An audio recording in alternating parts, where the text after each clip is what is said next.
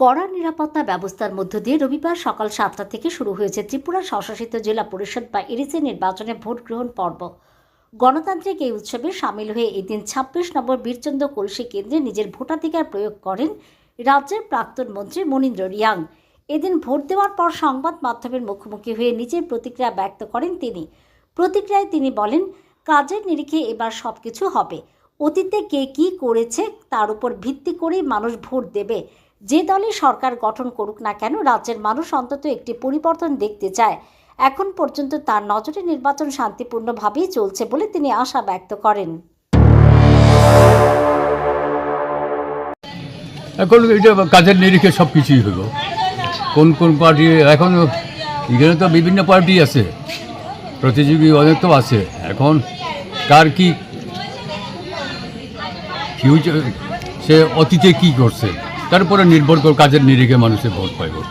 এখন তো স্বাভাবিক মানুষে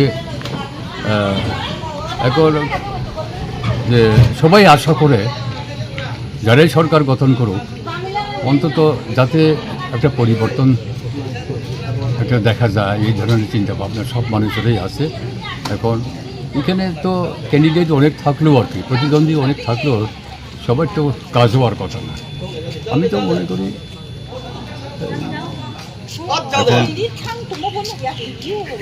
এটা সবার অভিজ্ঞতাই আছে, নতুন করে আমার বলার কোনো কিছু নেই।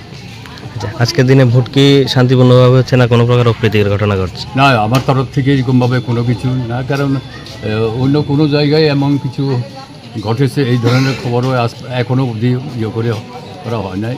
আমি তো আশা করবো অন্তত, আমি প্রাক্তন মন্ত্রী হিসেবে আর